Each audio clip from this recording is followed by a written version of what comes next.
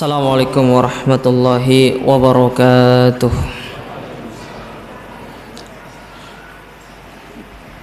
Innal hamdalillah nahmaduhu wa nasta'inuhu wa nastaghfiruh wa na'udzu billahi min shururi anfusina wa min sayyiati a'malina. Man yahdihillahu fala mudilla lahu wa may yudlil fala hadiyalah. Asyhadu an la ilaha illallah wahdahu la syarika lah wa asyhadu anna Muhammadan abduhu wa rasuluh. Allahumma salli wa sallim wa barik wa an'im ala abdika wa rasulika nabiyyina Muhammadin wa ala alihi wa ashabihi wa man tabi'ahum bi ihsanin ila yaumiddin wa sallama tasliman mazida. Amma ba'du.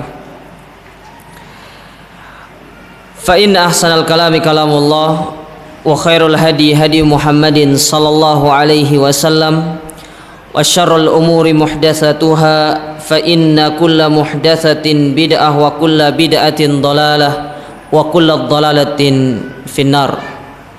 Kaum muslimin wal muslimat, para hadirin dan hadirat yang dirahmati dan dimuliakan oleh Allah Subhanahu wa taala. Pertama-tama marilah kita bersyukur kepada Allah atas segala kenikmatan, taufik, hidayah serta pertolongannya, sehingga pada kesempatan sore yang berbahagia ini kita bisa hadir di tempat yang mulia ini, di salah satu rumah di antara rumah-rumahnya, di salah satu taman di antara taman-taman surga yang ada di dunia. Dan kita berdoa kepada Allah Subhanahu wa taala, semoga Allah Subhanahu wa taala menjadikan segala amal kebaikan, amal soleh yang kita lakukan, lebih-lebih amal kebaikan yang kita lakukan di bulan yang mulia ini, dicatat sebagai pemberat timbangan amal kebaikan kita di akhirat kelak. Allahumma amin. Kaum muslimin wal muslimat, ikhwani fillah wa akhwati rahimani wa rahimakumullah, pada kesempatan yang berbahagia ini, sambil menunggu datang waktunya berbuka, di sini kita akan sama-sama belajar tentang satu tema yang mana kontennya ini berkaitan dengan akidah, yang kita akan fokuskan yaitu tentang masalah hari kiamat. Sehingga judul yang kita bawakan di sini yaitu kelak aku akan jawab apa. Jadi kita akan menjawab atau akan mencoba belajar tentang pertanyaan-pertanyaan yang akan ditanyakan oleh Allah Subhanahu wa taala di hari kiamat kelak, tatkala kita dikumpulkan oleh Allah Subhanahu wa taala di padang mahsyar. Apa saja pertanyaan tersebut? Pertanyaan ini kita ambil nanti dari hadis yang diriwayatkan oleh Abu Barzah Al-Aslami radhiyallahu taala anhu, yang mana hadis ini dikeluarkan oleh Imam At-Tirmidzi dan disahihkan oleh Syekh Al-Albani rahimahullah di dalam kitabnya, dan juga diriwayatkan secara marfu dari sahabat Abdullah ibnu Mas'ud radhiyallahu taala anhu, di mana Nabi sallallahu alaihi wasallam pernah bersabda, la tazalu qadama abdin yaumal qiyamati hatta yus'al an arba. Tidak akan bergeser kaki anak Adam pada hari kiamat kelak sampai dia akan ditanya tentang 4 perkara.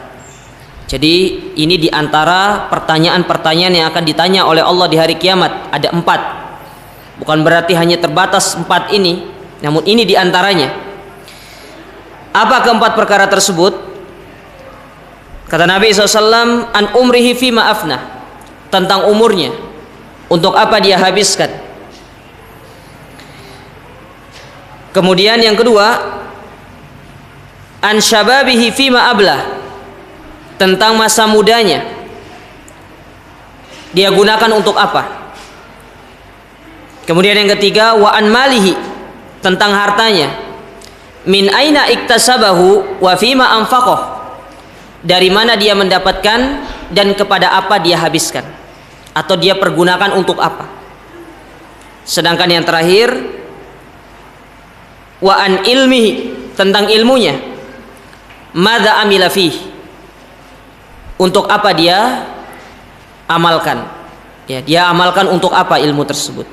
Ini diantara pertanyaan-pertanyaan yang akan ditanyakan oleh Allah Subhanahu wa taala di hari kiamat. Taib, sebelum kita masuk ke dalam pertanyaan pertama, perlu dipahami bahwasanya diriwayatkan dari Aisyah radhiyallahu taala bahwasanya Nabi sallallahu alaihi wasallam pernah bersabda, yuhsyarun nasu yaumal qiyamati khufatan uratan gurlan buhma, bahwasanya manusia akan dikumpulkan di hari kiamat dalam keadaan hufa.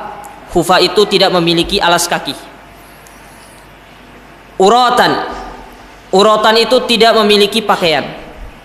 Ya, jadi telanjang. Kita tidak memiliki pakaian sama sekali. Jadi tatkala kita dibangkitkan, kita tidak memiliki sehelai pakaian apapun. Wa gurlan, gurlan itu tidak dikhitan. Ya, jadi akan kembali seperti sebagaimana kita dilahirkan. Ya, jadi laki-laki tidak dikhitan. Kalau wanita itu bukan khitan, tapi khofat namanya. Ya, jadi kalau khitan itu hanya berlaku untuk laki-laki. Kalau wanita dalam istilah fikihnya ada khofat istilahnya. Ya, nanti antum bisa baca sendiri dalam buku-buku fikih. Kemudian kata Nabi SAW, buhman. Buhman itu tidak memiliki apa-apa. Jadi kita akan bertemu dengan Allah Subhanahu wa taala di hari kiamat dalam keadaan kita tidak memiliki apa-apa, tidak memiliki pakaian, tidak dikhitan, tidak pula memiliki alas kaki. Ya. Jadi kita akan digiring, dikumpulkan dalam satu tempat oleh Allah Subhanahu wa taala. Sehingga pada hari itu, ya, hari yang sangat mencekam, hari yang sangat dahsyat, ya, hari yang dimana seorang tidak akan kenal siapapun, baik itu keluarganya, baik itu saudaranya, ibu bapaknya sekalipun tidak dikenal. Fa idza ja'atis sakha, apabila sangkakala telah ditiupkan, yauma yafirrul mar'u min akhi, orang akan lari dari saudaranya, wa ummihi wa abi, akan lari dari bapak dan ibunya, wa sahibatihi wa bani, akan lari dari anak dan istrinya. Karena pada hari itu semua manusia akan memperhatikan diri mereka sendiri-sendiri. Maka tatkala dikabarkan hadis ini kepada Aisyah radhiyallahu taala anha, Aisyah bertanya kepada Nabi SAW, ar-rijalu wan nisa'u jami'an yanzuru ba'duhum ila ba'din. Ya Rasulullah, kalau seandainya mereka dikumpulkan bersama-sama, bukankah nanti si wanita melihat aurat laki-laki dan laki-laki akan melihat aurat wanita? Maka apa kata Nabi SAW? Ya Aisyah, al-amru asyaddu min an yuhahimu, atau an yanzuru ba'duhum ba'da. Perkaranya lebih dahsyat daripada itu. Tidak ada waktu lagi untuk kita melihat aurat masing-masing atau melihat aurat orang lain. Namun kita pada waktu itu akan memikirkan bagaimana nasib kita sendiri-sendiri. Nafsi-nafsi. Ya, di dunia mungkin kita masih care sama teman kita. Di dunia mungkin kita masih bisa saling bercengkrama dengan keluarga kita. Tapi pada hari kiamat kelak, orang yang berteman di dunia, apa kata Allah Subhanahu wa taala? Kata Allah taala bahwasanya orang yang berteman di dunia akan dijadikan bermusuh-musuhan illal muttaqin. Al-auliya ba'duhum li ba'din adu illal muttaqin. Mereka-mereka yang saling memiliki hubungan relasi di dunia, saling berteman di dunia, mereka saling membina persaudaraan di dunia, ya, mereka akan dipertemukan di akhirat dan mereka akan saling hujat-menghujat satu dengan yang lainnya, kecuali mereka-mereka yang bertakwa kepada Allah Subhanahu wa taala. Jadi perkaranya lebih dahsyat daripada itu. Dan juga di antara dahsyatnya hari kiamat, kata Nabi SAW di dalam hadis yang sahih riwayat Imam Muslim, tudna syamsu yaumal qiyamati kamid dari mil, bahwasanya matahari akan didekatkan sejauh 1 mil. Kata Sulaiman bin Amir Ar-Rawi, Sulaiman bin Amir perawi dari hadis ini mengatakan, aku tidak tahu bagaimana mikdar mil yang dimaksud oleh Nabi SAW. Apakah 1 mil itu maksudnya adalah jarak 1 mil berapa kilo, ataukah 1 mil yang dimaksud oleh Nabi SAW yaitu alat yang digunakan untuk kita pakai celak mata itu loh. Antum pernah pakai celak enggak? Enggak pernah ya? Laki-laki ada yang pakai celak enggak? Boleh enggak laki-laki pakai celak? Hah? Boleh tidak? Siapa bilang boleh? Satu orang toh. Siapa bilang enggak boleh? Nah, ini Mu'tazilah ini, baina manzilatain ini. Ya. Antum jangan jadi Mu'tazilah ya. Kata Sulaiman bin Amir, aku tidak tahu bagaimana jaraknya. Akan tapi yang dijelaskan oleh Nabi SAW, kamik dari mil, sehingga pada hari itu manusia akan tenggelam dengan keringatnya. Ada yang sampai mata kakinya, ada yang sampai lututnya, ada yang sampai pahanya, ada yang sampai dadanya. Bahkan kata Nabi SAW, ada yang tenggelam karena keringatnya sambil menunjuk ke arah lisannya atau ke arah mulutnya. Ya, jadi keringat itu masuk ke dalam tenggorokannya. Sehingga melihat kondisi seperti itu, manusia pun merasa ketakutan. Kita merasa takut. Akhirnya kita mendatangi Nabi Adam alaihissalam untuk meminta syafaat kepada beliau. Ya, dengan kita mengatakan kepada mereka, alam taro ma nahnu fihi alla taro ma qad ballagna fayaqulu lahu Adam inna rabbi qad ghadibal yaum. Namun Adam menolak untuk memberikan syafaat. Ya, tidak mau memberikan syafaat. Aku telah membuat Allah Subhanahu wa taala marah kepadaku di hari ketika aku di dalam surga. Maka pergilah kalian hari ini, nafsi nafsi. Adam tidak mau membantu kita. Pergilah engkau kepada Nabi Nuh. Dia adalah rasul pertama, minta syafaat kepada dia. Kemudian manusia pergi kepada Nabi Nuh meminta syafaat, Nuh pun tidak mampu. Pergi ke Nabi Ibrahim dengan kita mengatakan, ya Nabi Ibrahim, anta abul anbiya, engkaulah bapak para nabi. Ya, berikanlah kami syafaat. Ibrahim pun tidak mampu. Pergi ke Nabi Musa, ke Nabi Isa, semua pun hasilnya tidak bisa. Barulah kita datang kepada Nabi Muhammad SAW. Lalu Nabi Muhammad SAW pun berdoa kepada Allah supaya segera ditegakkannya yaumul hisab. Maka tatkala selesai Nabi SAW berdoa, barulah Allah datang dengan para malaikat secara bersaf-saf. Dan kemudian pada hari itu mulailah ditegakkan yang namanya yaumul hisab, yaitu hari perhitungan. Barulah manusia akan dipanggil satu persatu. Ya. Kata Imam Ibnu Qayyim, di antara pertanyaan-pertanyaan yang akan ditanya oleh Allah Subhanahu wa taala di hari kiamat, yang pertama kali yang akan ditanya adalah ma kuntum ta'budun wa ma kuntum ajabtum mursalin. Ini pertanyaan pertama yang akan ditanya, kata Imam Ibnu Qayyim, yaitu apa yang kalian sembah dan apa yang kalian jawab kepada rasul-rasul yang telah aku utus kepada kalian. Kalau kita Nabi Muhammad SAW, ya, kita akan ditanya apa yang telah kita sembah di atas muka bumi. Apakah kita menyembahnya kepada Allah? Apakah kita menyembah kepada selain Allah? Apakah kita beribadah ikhlas kepada Allah? Ataukah kita berbuat syirik kepada Allah? Itu yang pertama kali akan ditanya. Kemudian pertanyaan kedua, kata Imam Ibnu Qayyim rahimahullahu taala, wa ma kuntum ajabtumur mursalin, dan apa yang menjadi jawaban kalian ketika diseru oleh nabi kalian untuk mengikuti mereka. Apakah kalian menerimanya ataukah kalian menolaknya? Apakah kalian mengikuti sunnahnya atau justru kalian menjadi orang-orang yang menjadi penentang dari dakwanya para rasul tersebut? Nah, ini pertanyaan yang pertama. Adapun pertanyaan yang lainnya diantaranya apa yang disebutkan oleh Nabi Shallallahu Alaihi Wasallam, yaitu tentang 4 hal tadi. Yang pertama umur, yang kedua tentang masa muda, yang ketiga harta, dan yang keempat tentang ilmu. Taib. Sebelum pertanyaan ini akan ditanyakan kepada kita para jamaah sekalian, maka adalah lebih baiknya untuk kita mempersiapkan jawaban dengan sebaik-baiknya. Yang pertama, yaitu tentang umur kita. Untuk apa kita habiskan? Ya. Ini yang harusnya kita bertanya dalam diri kita. Kita diberikan umur oleh Allah Ta'ala untuk hidup di atas muka bumi ini, kita gunakan untuk apa? Apa kita gunakan untuk beribadah kepada Allah, ataukah kita gunakan untuk selain itu, berfoya-foya, bersenang-senang, huru-hara, atau yang lainnya? Ya. Karena semua itu akan ditanya oleh Allah Subhanahu wa Ta'ala. Maka hendaklah kita mempersiapkan jawabannya. Oleh karenanya kata para ulama, ketika kita berbicara tentang umur, selalu kaitannya dengan waktu, memanfaatkan waktu. Karena waktu itu sangat penting dalam agama, sangat penting di dalam Islam, sangat penting di sisi Allah.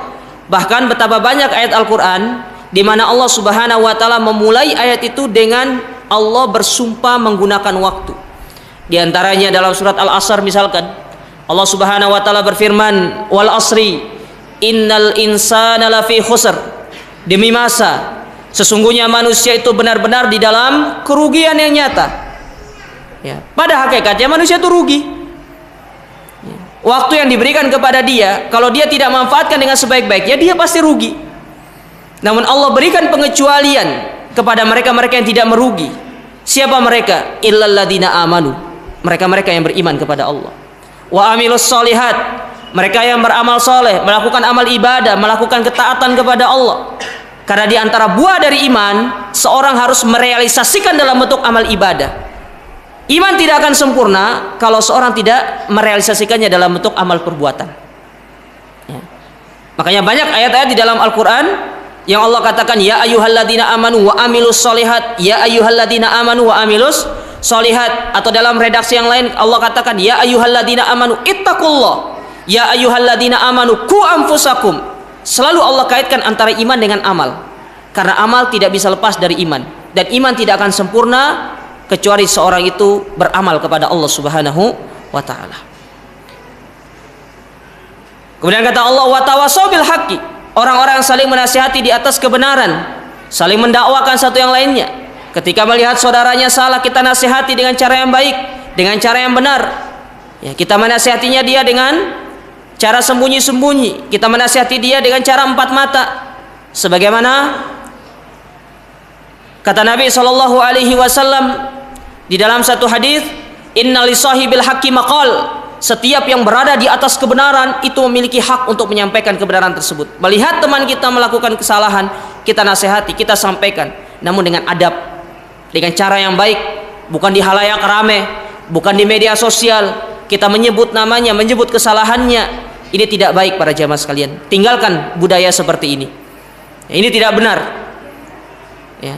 Kalau ingin nasihati teman kita, falyakhud biyadi, ambil tangannya, duduk empat mata, supaya mujarab kalian nasihati teman-teman kalian, atau kita teman-teman kita, supaya dia mau nasihati kita, mendengar nasihat kita sambil traktir dia.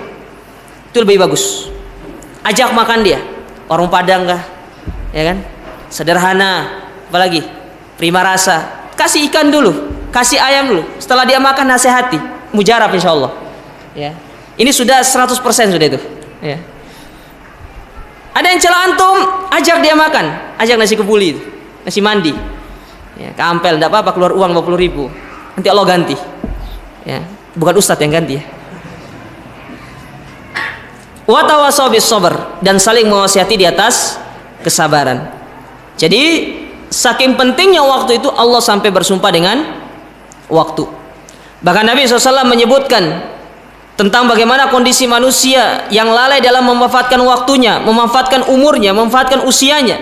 Kata Nabi SAW dalam hadis yang diriwayatkan oleh Abdullah bin Abbas, yang mana hadis ini dikeluarkan oleh Imam Bukhari dan Imam Bukhari. Nabi SAW mengatakan, nikmatani maghbunun fihima katsirun minan nas, as-sihhatu wal faraq. Ada dua nikmat yang sering manusia itu lalai dari nikmat ini. Yang pertama adalah waktunya, waktu luangnya. Ini yang pertama, sering dilalaikan. Ya. Orang kalau sudah sibuk baru tahu rasanya nikmat waktu luang itu. Orang kalau sudah ada pekerjaannya baru tahu betapa sangat nikmatnya yang namanya waktu senggang itu. Tapi tatkala Allah berikan waktu senggang, apa yang dia gunakan? Berfoya santai-santai saja, tidak gunakan untuk ibadah, bahkan lebih ke arah untuk memanfaatkan dengan hal-hal yang tidak bermanfaat seperti main game. Ya, apalagi ya nongkrong di Giras. Ramadan nongkrong di Giras. Oh, saya tidak ikut ngopi, Ustaz. Yang ngopi kan mereka. Antum duduk di situ sama antum mendukung. Ya. Antum juga ikut dosa. Tapi kan Anda ngopi, ya antum duduk di situ sudah termasuk mendukung. Seperti ada orang main judi, ada orang main main remi gitu kan ya, main kartu, main apa lagi tuh, main domino misalkan. Ya. Antum cuma nonton begini toh, itu sudah dikatakan antum mendukung. Ya, maka jangan para jemaah sekalian. Waktu luang manfaatkan dengan sebaik-baiknya. Punya waktu luang, gunakan dengan hal-hal yang bermanfaat. Makanya Allah Ta'ala katakan dalam surat Asy-Syarh, apa kata Allah Subhanahu wa taala? Fa idza faraqta fansab. Kalau selesai dari satu pekerjaan, jangan tunggu kosong lagi. Isi dengan hal yang bermanfaat, isi dengan kebaikan. Karena kita tidak tahu, bisa jadi itu waktu luang kita tidak akan datang kembali setelah waktu itu sudah berlalu dari kita. Kemudian yang kedua kata Nabi SAW yang sering dilupakan oleh manusia adalah wasehatu, kesehatan. Orang baru tahu nikmat sehat kalau sudah sakit. Ya. Tapi giliran diberikan kesehatan, dia tidak memanfaatkan kesehatan itu dengan sebaik-baiknya. Bahkan lebih condong untuk membiarkan kesehatan itu berlalu begitu saja. Oleh karenanya para jamaah sekalian, ya, kita seorang mukmin harus benar-benar memanfaatkan waktu ini dengan sebaik-baiknya. Kita isi dengan amal ibadah, kita isi umur kita dengan amal ibadah, dengan amal-amal kebaikan, sebagaimana Allah Subhanahu wa taala telah mewanti-wanti kita di dalam Al-Qur'anul Karim dalam surat Al-Hasyr ayat yang ke-18. Kata Allah Subhanahu wa taala, ya ayyuhalladzina amanu ittaqullaha wal tanzur nafsum ma qaddamat ligad wattaqullaha innallaha khabirum bima ta'malun. Wahai orang-orang yang beriman, bertakwalah kalian kepada Allah dan hendaklah setiap jiwa memperhatikan apa yang dia siapkan untuk dia menghadapi hari esok. Apa hari esok itu? Itu hari kiamat. Hari di mana kita akan ditanya, hari di mana kita akan disidang, hari di mana kita akan menghadap Allah, berbicara dengan Allah Subhanahu wa taala, mempertanggungjawabkan segala apa yang kita lakukan. Umur yang kita habiskan di atas muka bumi kita akan pertanggungjawabkan di hadapan Allah. Lalu apa jawaban kita? Ketika kita ditanya, "Ya fulan, umurmu kamu gunakan untuk apa?" Masa kita mau jawab, "Aku habiskan untuk main COC." Nggak lucu, ya kan? Aku habiskan untuk main COD. Ada COD dah? Nggak ada ya? COD tuh ada kan? Bayar kan? Ya, ustadznya kan katro ya, nggak tahu ya. Aku gunakan untuk main ini segala macam. Kan nggak lucu. Ya. Maka manfaatkan umur kita para jamaah sekalian. Ya, kesempatan yang Allah berikan kepada kita. Ya. Maka sebaik-baik hal yang kita bisa jadikan sebagai jawaban nanti di hari kiamat tatkala kita ditanya oleh Allah, yaitu dengan kita mempersiapkan diri kita dengan takwa, amal, ya, takwa, amal ibadah. Dan kita bertakwa kepada Allah, karena takwa itu pengertiannya kata Tolak bin Hubaib, anta'mala bi taatillah ala nurin minallah tarju sawaballah wa antatruka ma'siyatallah ala nurin minallah takhafu iqaballah. Takwa itu adalah engkau beramal, melakukan ketaatan, meninggalkan maksiat di atas ilmu, mengharap pahala dan takut akan azab yang Allah berikan kita di hari kiamat. Itu namanya takwa. Maka mustahil orang itu bisa mencapai derajat takwa kalau dia tidak beramal, dan dia beramal tidak dibarengkan dengan ilmu. Ini mustahil. Orang kalau ingin takwa punya ilmu, orang kalau ingin takwa harus beramal. Ini hal yang tidak bisa dipisahkan dari orang-orang yang bertakwa. Tidak mungkin orang bertakwa kalau dia hanya beramal tapi tidak punya ilmu. Ini mustahil. Bagaimana dia akan beramal dengan baik kalau tidak punya ilmu? Apa kata Umar bin Abdul Aziz rahimahullahu taala? Umar bin Abdul Aziz mengatakan, "Man kana ya'budullaha bighairi ilmin." Barang siapa yang beribadah kepada Allah tanpa ilmu, kana yufsid aktsar mimma yuslih. Itu pada hakikatnya lebih banyak rusaknya daripada benarnya. Ini kata Umar bin Abdul Aziz. Maka tidak mungkin orang bisa mencapai derajat takwa kalau dia tidak punya ilmu. Ya. Maka harus beramal dibarengkan dengan ilmu. Karena buah dari ilmu adalah dengan kita mengamalkan. Baru dengan demikian kita akan mencapai derajat takwa. Oleh karenanya para jamaah sekalian, ya sungguh keliru kalau ada orang ya, bertambah umurnya, bertambah usianya, tapi malah senang-senang, malah bahagia. Apalagi sampai ikut merayakan ulang tahun. Naudzubillah. Kenapa kok bisa bahagia? Terus bahagianya dengan mengikuti tradisi orang kafir lagi, merayakan ulang tahun, tiup lilin lagi ke orang Majusi antum ini. Tiup lilinnya, ya. Seharusnya orang mukmin ketika umurnya bertambah, semakin tambah rasa takutnya, semakin tambah rasa sedihnya, semakin tambah rasa muhasabahnya terhadap umurnya.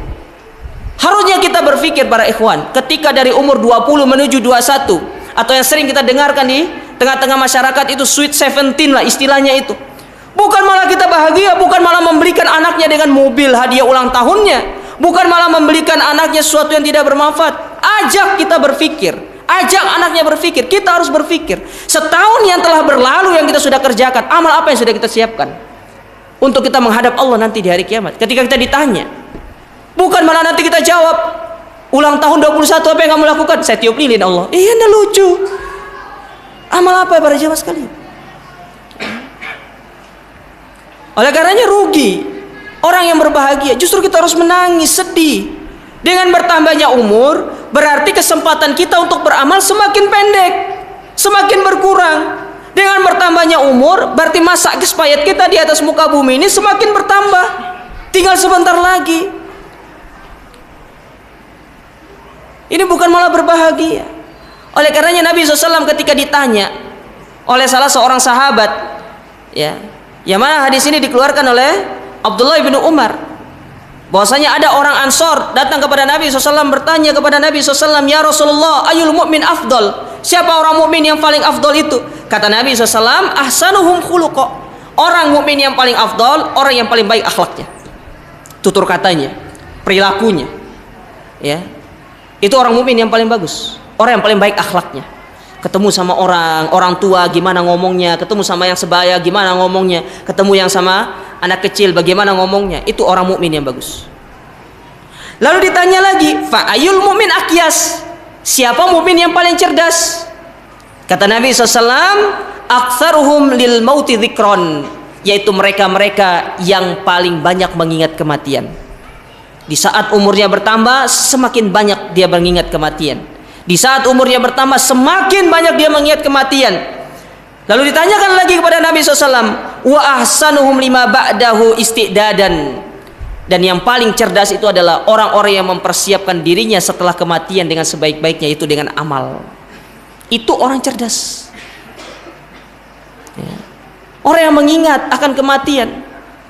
Maka benar kata Al-Imam Ad-Daqqa, sebagaimana dinukilkan oleh Al-Imam At-Tabari di dalam tafsirnya. Kata Imam Ad-Daqqa ketika beliau mengomentari hadis Nabi SAW, akhtiru min dzikri hadimil ladzat, perbanyaklah kalian mengingat perusak kenikmatan. Kata Imam Ad-Daqqa, barang siapa yang mengingat kematian akan diberikan 3 hal pada dirinya. Yang pertama, takjilu taubah, pasti dia akan segera bertobat. Kemudian yang kedua, wa nasyatun fil ibadah, pasti akan senantiasa semangat dalam ibadah. Dan yang ketiga, wa qanaatul qalbi, pasti orang itu memiliki hati yang qanaat, tidak tamak terhadap dunia. Itu kalau orang yang ingat mati, karena dia tahu dia akan mati. Dunia ini akan dia tinggalkan. Wal akhiratu khairu wa abqa. Orang mukmin mengidamkan akhirat karena akhirat lebih kekal dan lebih baik bagi mereka. Tapi kalau orang nggak ingat mati, malah bersenang-senang, tambah umur, tambah berbahagia, orang seperti ini akan ditimpa 3 hal. Apa kata Imam Ad-Daqqa? Takjilu toba, pasti dia akan menunda-nunda tobatnya. Diajak ibadah, disik-disik lah, ya kondisi lah ibadah. Aku mari masih muda gue, ya muda kecil dimanjakan, muda foya-foya, tua kaya raya mati masuk, ya mati masuk neraka mungkin ya. Masuk surga kapan ibadahnya? Ya, pasti tunda-tunda tobatnya. Wa kaslun fil ibadah, pasti malas ibadahnya. Nantilah, tunggu sebe dulu kita ibadah. Masih muda, senang, santai dulu, touring dulu ini. Ya, kita ya travel dulu, ya keliling-keliling dulu. Nanti kalau sudah bosan, baru ibadah. Itu taunya mati dalam keadaan dia touring, ayo gimana? Itu tidak tahu kapan kita meninggal dunia, para ikhwan. Ya. Lalu yang ketiga apa kata Imam Ad-Daqqa? Wa adamu qanaatil qalbi, orang seperti ini tidak akan memiliki rasa qanaah, pasti tamak terhadap dunia karena dia pikir dunia, orientasinya dunia. Oleh karenanya para jamaah sekalian, ya hendaklah kita mempersiapkan diri kita ketika kita ditanya oleh Allah Subhanahu wa taala, untuk apa umurmu kamu gunakan? Ya, kita siapkan dengan amal ibadah. Maka sungguh indah apa yang disampaikan oleh Umar bin Khattab radhiyallahu taala anhu dalam sebuah asar. Kata Umar bin Khattab radhiyallahu taala anhu, hasibu anfusakum qabla an tuhasabu. Hisablah diri kalian sebelum kalian dihisab nanti di hari kiamat. Ya, sekarang kita hisab diri kita, amal apa yang sudah kita siapkan sebelum nanti amal kita akan dihisab di hari kiamat. Wazinu anfusakum qabla an tuzanu, timbang sekarang ini amal-amal ibadah kita sebelum nanti ditimbang di hari kiamat.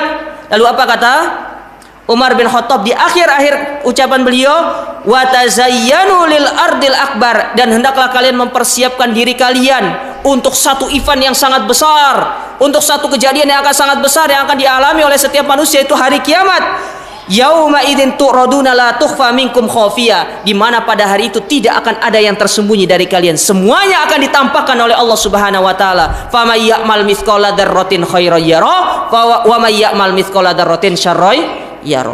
Kebaikan, keburukan yang kita kerjakan akan ditampakkan oleh Allah taala. Oleh karenanya, pertanyaan pertama ini, sudah siapkah jawaban kita tatkala kelak nanti kita akan ditanya, untuk apa umurmu kamu habiskan? Ya. Persiapkan para ikhwan amal ibadah.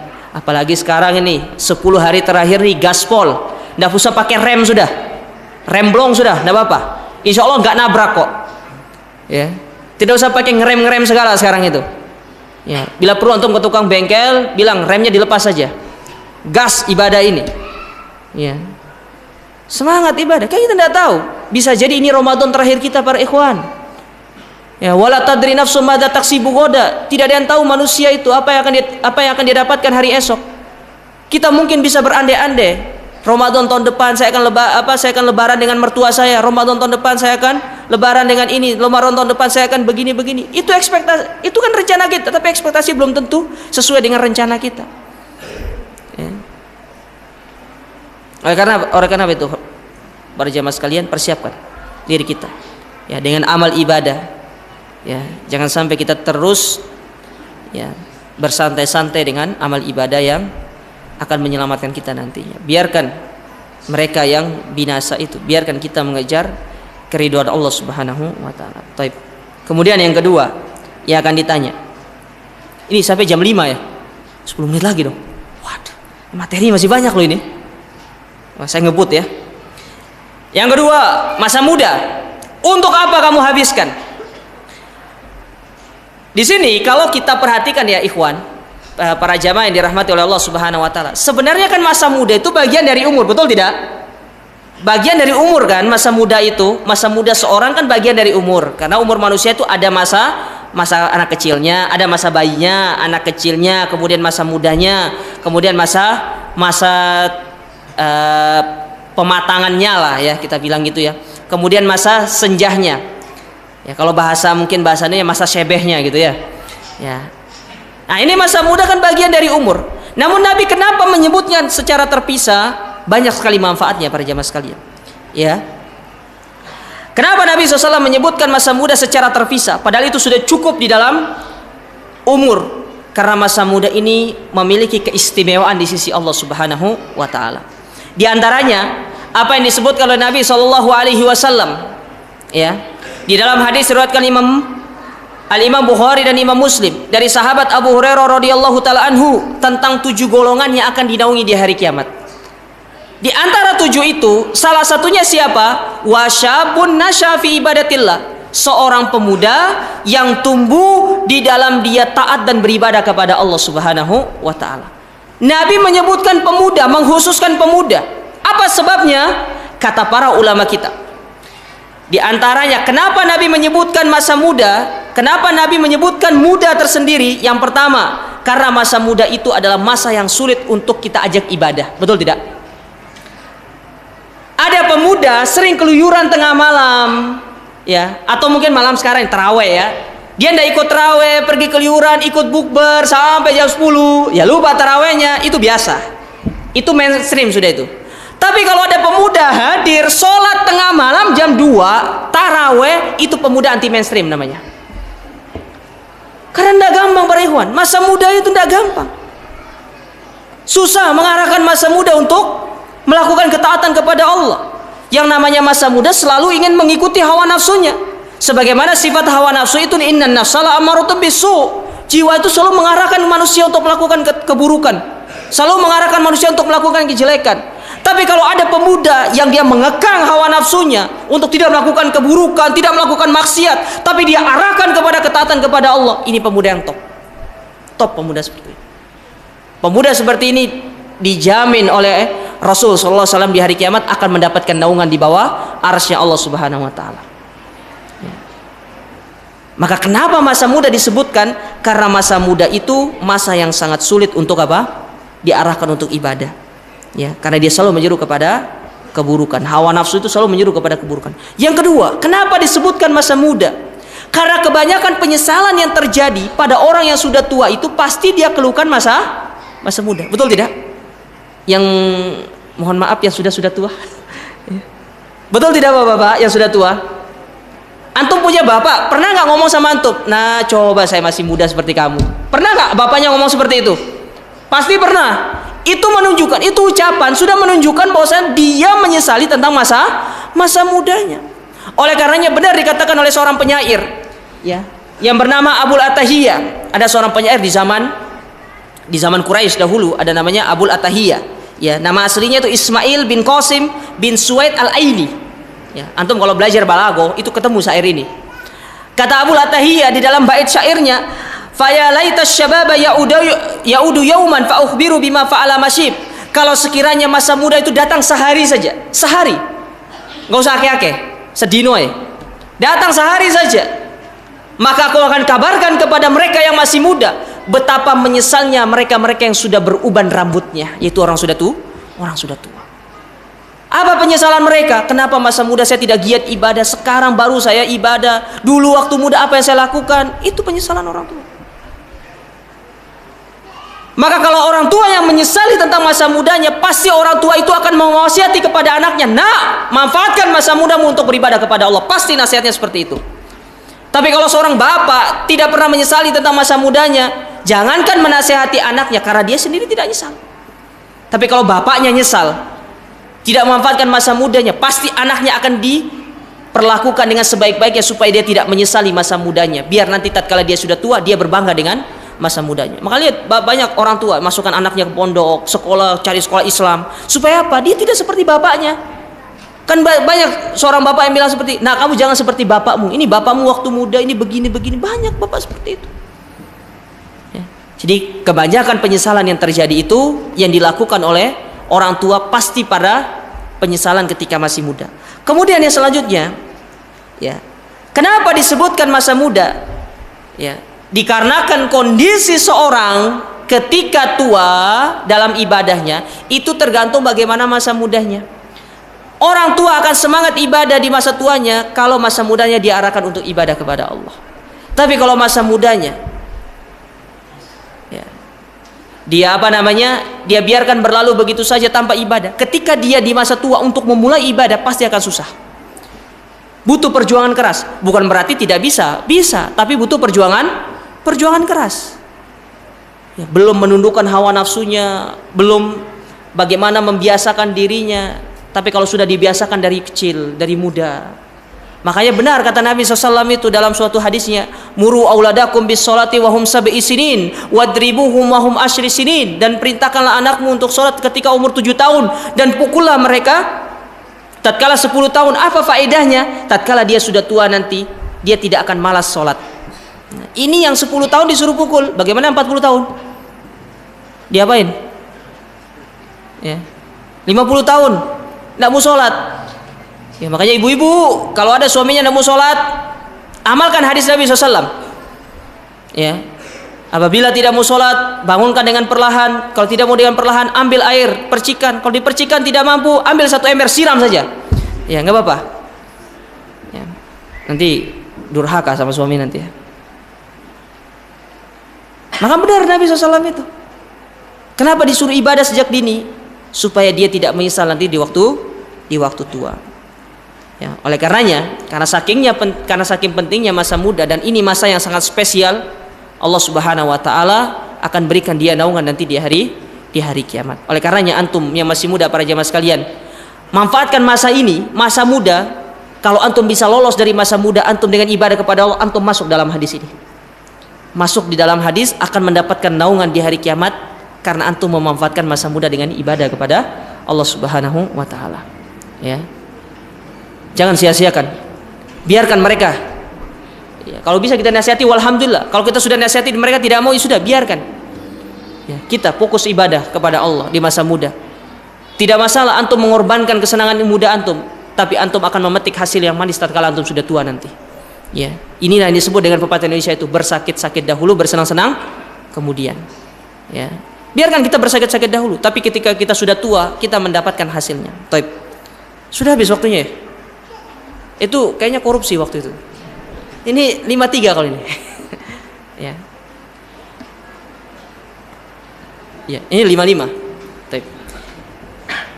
Kita tambah lagi dikit ya. Masih ada 2 pertanyaan. Kemudian yang ketiga, yang akan ditanya nanti di hari kiamat, yaitu tentang anmali, hartanya. Dari mana dia dapatkan dan untuk apa dia gunakan? Kalau tadi pertanyaan pertama dan kedua itu rata-rata pertanyaan cuma 1. Kalau ini pertanyaannya 2. Nah, ini bahayanya harta itu. Pertanyaannya 2. Ya, maka hati-hati yang kaya. Bukan berarti orang mukmin tidak boleh kaya, boleh kaya. Silakan. Ya. Antum maunya jadi orang kaya tak bersyukur atau orang miskin yang bersabar? Orang kaya bersyukur atau orang miskin bersabar? Nah, ini enggak kompak ya. Sebentar lagi kok buka, sabar ya. Ya. Bukan berarti tidak boleh kaya, monggo, tidak ada masalah.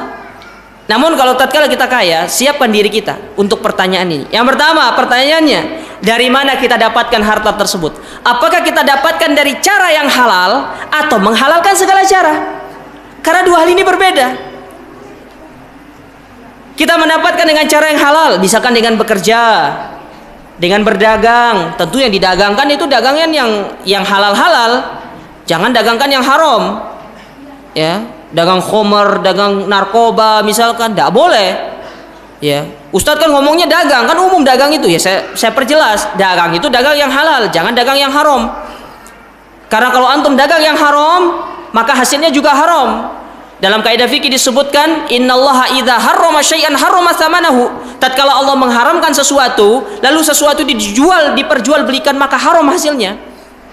Ibarat kata mangga halal, tapi kalau antum curi, antum jual, haram jadinya. Karena antum dapatkan dengan cara yang haram. Narkoba, meskipun halal antum cara dapatkan dikasih sama orang, tapi kalau antum jual, haram hasilnya karena zatnya haram. Maka perhatikan, apakah antum mendapatkan dengan cara yang halal? Yang mana dengan cara yang halal itu akan mendapatkan keberkahan? Atau antum mendapatkan dengan menghalalkan segala cara, seperti merampok misalkan, mencuri, riba, korupsi. Ini menghalalkan segala cara. Sehingga tatkala seorang menghalalkan segala cara untuk mendapatkan harta, maka dia tidak akan mendapatkan keberkahan dalam harta tersebut. Dan itu yang terjadi di zaman sekarang ini. Ya. Itu yang terjadi pada jamaah sekalian, yang terjadi di zaman sekarang.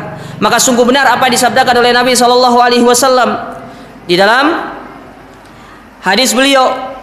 Nabi SAW mengatakan, ya'ti 'alan nasi zamanun, akan datang suatu zaman kepada manusia, la yubalil mar'u ma akhadha minhu, yang mana mereka tidak akan peduli dari mana mereka mengambil harta tersebut, apakah dari cara yang halal ataukah dengan cara yang haram. Sehingga tidak sedikit orang yang suka bilang seperti ini, Ustadz, jangankan yang halal, yang haram saja susah dicari.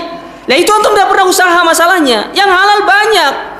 Kalau antum bandingkan yang halal sama yang haram, banyak kan yang halal, yang haram sedikit. Yang halal banyak. Di Indomaret itu antum beli Alfamart banyak, tinggal masuk bawa uang saja. Kalau antum ambil tidak bawa uang, antum curi, haram jadinya. Ya. Banyak. Oleh karena perhatikan para jamaah sekalian harta itu. Ya. Oleh karenanya jauh-jauh hari Nabi SAW telah memperingatkan kepada kita, mengajarkan kepada kita tentang satu doa yang kita disuruh untuk membaca setiap subuh. Apa kata Nabi SAW? Allahumma inni as'aluka ilman nafi'an wa rizqan thayyiban wa amalan mutaqabbala. Ya Allah, aku meminta kepadamu rizki yang halal, meminta kepadamu ilmu yang bermanfaat dan amal yang diterima. Ketahuilah para jamaah sekalian, ketiga hal ini saling berkaitan. Seorang tidak akan mungkin mendapatkan rizki yang halal, tidak akan mungkin diterima amalnya kalau nggak punya ilmu. Ya. Maka dengan ilmu dia bisa mencari rizki yang halal, dia bisa diterima amalnya.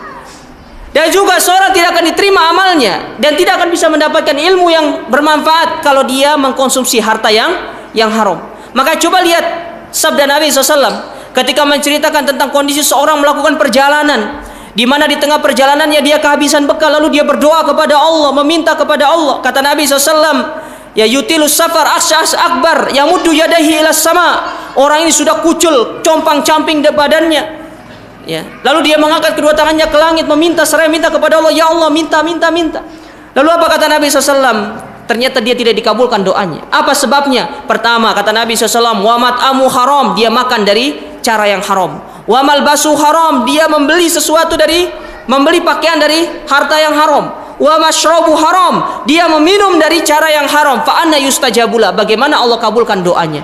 Bagaimana Allah terima amal ibadahnya? Nah, kita sekarang melakukan amal ibadah tapi dengan harta yang haram yang ada dalam tubuh kita, dengan pakaian yang haram yang kita beli, dengan minuman yang haram, kita mendekatkan diri kita kepada Allah. Apa kata Allah Subhanahu wa taala? Innallaha la yaqbalu illa thayyiba. Sesungguhnya Allah tidak akan menerima kecuali yang baik-baik. Dan Nabi mengatakan, kullu lahmin nabata min suhtin fannaru aula bih. Dan setiap daging yang tumbuh dengan cara yang haram, maka tempatnya di dalam api neraka. Waliyatubillah. Hati-hati, waspada para jamaah sekalian, harta yang haram. Kalau kita berbicara tentang dampak buruk harta haram itu banyak. Di antaranya salah satunya itu tadi. Yang kedua, dampak buruk harta yang haram, seorang akan terhalangi dari yang namanya ilmu agama. Kata Imam Syafi'i di dalam bait syairnya, ketika beliau mengadukan tentang buruknya hafalan beliau kepada guru beliau, apa kata Imam Syafi'i? Syakautu ila waqi'an suhibdi farsyada ila tarkil ma'asi fa akhbirni bi anna ilma nurun wa nurullahi la yuhda li asi. Aku mengajukan buruknya hafalanku kepada Imam Syafi'i, kepada guruku Waqi', lalu beliau mengarahkanku untuk meninggalkan maksiat. Dan beliau kabarkan bahwasanya ilmu itu cahaya, dan cahaya tidak akan diberikan kepada orang-orang bermaksiat. Apa di antara bermaksiat itu? Antum makan dengan harta yang haram. Taib. Ini sebenarnya masih banyak ya. Ini kayaknya ultimatum ini. Oh bukan, pertanyaan. Ya. Taib, saya lanjutkan yang ini saja. Adapun ilmu itu nanti antum baca sendiri. Ya, tentang ilmu. Kemudian pertanyaan yang kedua dari harta itu, untuk apa dia gunakan? Dan sebaik-baik hal yang kita gunakan untuk harta itu adalah dengan kita berinfak di jalan Allah Subhanahu wa taala. Taib. Antum perhatikan bahasa Al-Qur'an di dalam surat Al-Baqarah ayat yang ke-245. Ya, posisi sebelah bawah. Ya, paling bawah, sebelah kiri. Kata Allah Subhanahu wa taala di dalam Al-Qur'an, "Man dzalladzi yuqridullaha qardan hasana yudha'af lahu ada'afan katsira." Ya. Orang yang memiliki kelebihan harta, lalu dia menginfakkan hartanya di jalan Allah, orang itu sedang memberikan pinjaman kepada Allah. Jadi di dalam Al-Quran, bahasa Al-Quran, infak itu, sedekah itu adalah pinjaman yang dikeluarkan oleh seorang hamba kepada Allah. Sifatnya pinjaman itu seperti apa para jemaah sekalian? Namanya kita minjem barang, minjem sesuatu kan harus dikembalikan, betul tidak? Ya, ada orang kaya pinjam uang sama antum. Antum tahu dia orang kaya, pasti antum kasih, betul tidak? Karena dia orang kaya. Tapi coba kalau orang miskin minjem uang sama antum, tidak akan antum kasih pinjam. Paling antum kasih, saya tidak punya uang, ini saya kasih sajalah. Ya, tidak usah dikembalikan. Nah, itu hubungan kita dengan manusia. Sekarang bagaimana kalau seandainya yang meminta pinjaman itu Allah yang maha kaya? Dan Allah janjikan di dalam ayat itu, yudha'af lahu ada'afan katsira. Allah ganti pinjaman itu dengan sesuatu yang berkali-kali lipat. Berarti Allah riba dong. Betul tidak? Berarti Allah riba dong. Antum analisis ayatnya ya.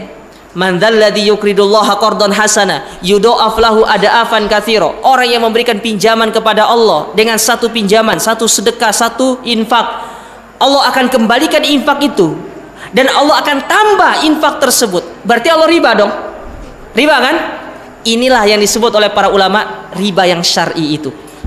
Antum kalau pingin bermuamalah ribawi dengan Allah Ta'ala, tidak ada ruginya. Maka kalau pingin harta antum bertambah, pingin harta antum ditambahkan oleh Allah Subhanahu wa taala, maka infakkan di jalan Allah. Kata Nabi SAW, ya. Kata Nabi SAW dalam hadisnya, "Ma naqasa malun min shadaqah." Tidak akan pernah berkurang harta yang diinfakkan di jalan Allah Subhanahu wa taala. Dan juga kata Nabi SAW, "Ahabbul a'mali ilallah," di antara amal yang paling dicintai oleh Allah Subhanahu wa taala yaitu sururun tudkhiluhu fi qalbi muslim, yaitu kebahagiaan yang engkau masukkan ke dalam hati seorang muslim. Apa bentuk kebahagiaannya? Engkau memberikan infak kepada saudaramu yang mana lagi dia membutuhkan uang, dia bahagia. Itu amal yang sangat dicintai oleh Allah Ta'ala kepadamu. Karena orang memberikan infak kepada saudaranya sama halnya memberikan kebahagiaan kepada saudaranya. Apalagi kalau saudaranya punya hutang misalkan, ini ada uang, silakan dibayar utang. Oh bahagia, Masya Allah ya. Oleh karenanya kalau kita berbicara masalah infak, masalah sedekah, masalah ini luas para jamaah sekalian. Tidak ada ruginya orang berinfak di jalan Allah. Maka tidak usah heran kenapa para sahabat berlomba-lomba untuk berinfak di jalan Allah. Tatkala terjadi perang, ingin melakukan peperangan, apa kata Nabi SAW? Ya masyarul muslimin, kumpulkan harta kalian. Datang para sahabat membawa hartanya. Tinggal 2 orang yang belum. Sisa Umar sama Abu Bakar. Datang Umar, bawa setengah hartanya. Ini ya Rasulullah, setengah harta saya untuk berperang di jalan Allah. Kali ini Abu Bakar nggak akan bisa ngalahkan saya katanya. Ya pede Umar. Datang Abu Bakar, ya Rasulullah, ini seluruh harta saya. Kata Umar, aduh celaka, kalah aku lagi katanya. Ini seluruh harta saya untuk infak di jalanmu, di jalan Allah, untuk berperang. Lalu Rasul bertanya kepada Abu Bakar, "Madza tarakta li ahlika?" Apa yang kau tinggalkan untuk keluargamu? Apa jawaban Abu Bakar?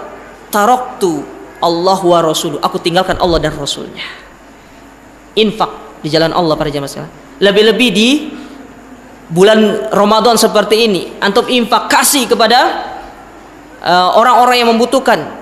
Ya, dan di antara orang-orang yang membutuhkan yang bisa kita kasih infak itu Allah sebutkan di dalam surat At-Taubah ayat yang ke-60. Ya, itu di antara orang-orang yang boleh kita kasihkan. Namun kalau saran saya pribadi ya, selain fakir miskin, kalau antum ingin mendapatkan manfaat yang lebih besar daripada infak, antum infakkan para penuntut ilmu agama. Itu bagus. Saran saya. Dan ini yang sering dinasihatkan kepada kaum muslimin oleh para ulama kita. Di antaranya tatkala saya duduk di majelisnya Sulaiman Ar-Ruhaili, di majelisnya Syekh Abdul Muhsin Al-Abbad, selalu menganjurkan kepada kita infak kepada penuntut ilmu agama. Bayangkan kalau antum menjadi seorang penanggung jawab satu penuntut ilmu, dia berhasil jadi ustadz, dia dakwah di jalan Allah, itu pahalanya sama antum mengalir terus itu. Dia dakwakan orang 1000 orang, dia ikuti dia, pahala 1000 orang tambah ustadznya, ngalir sama antum yang membiayai dia sekolah. Itu luar biasa.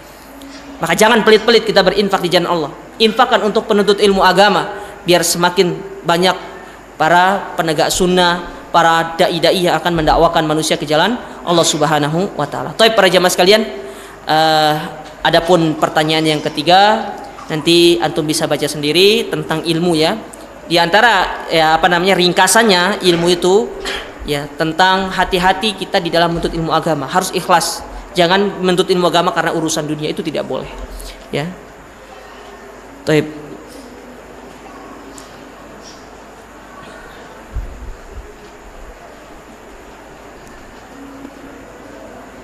Sini ada pertanyaan. Bagaimana amalan yang dilakukan wanita untuk mendapatkan Lailatul Qadar? Wanita haid, apakah boleh wanita haid tetap beritikaf di masjid? Ya. Hukum asal wanita itu boleh tidak ikut itikaf, ya. Kalau pengen itikaf juga tidak apa-apa, tapi dengan mahram. Kalau lagi haid, karena dia ada halangan, insya Allah dia tetap mendapatkan pahalanya, dia tetap mendapatkan keutamaannya. Namun tetap dengan dia berniat untuk beritikaf kepada Allah Subhanahu Wa Taala. Adapun kalau dia berdiam di masjid, ya berdiam di masjid, kalau saya pribadi ya mengikuti pendapat para ulama, kalau memang itu bukan karena ada udzur, kalau bukan misalnya kalau dia guru ngaji, pingin ngajar ngaji, maka tidak usah berdiam di masjid. Ya, tidak usah berdiam di masjid. Ini kalau pendapat saya. Adapun nanti coba tanya kepada ustadz yang lainnya. Kalau saya pribadi sebaiknya tidak usah diam di masjid. Ya, mungkin kalau panitia menyiapkan tempat, ya selain di luar masjid, maka silakan di dalam tempat tersebut sambil dia beristighfar, kemudian dia membaca Al-Quran yang dia mampu saja, kemudian berzikir kepada Allah, meminta ampun kepada Allah Subhanahu Wa Taala. Ya, adapun misalnya kalau dia tidak bisa sholat karena haid, maka insya Allah dia akan tetap mendapatkan pahala karena dia sudah berniat untuk melakukan itikaf. Taib. Wallahu taala alam.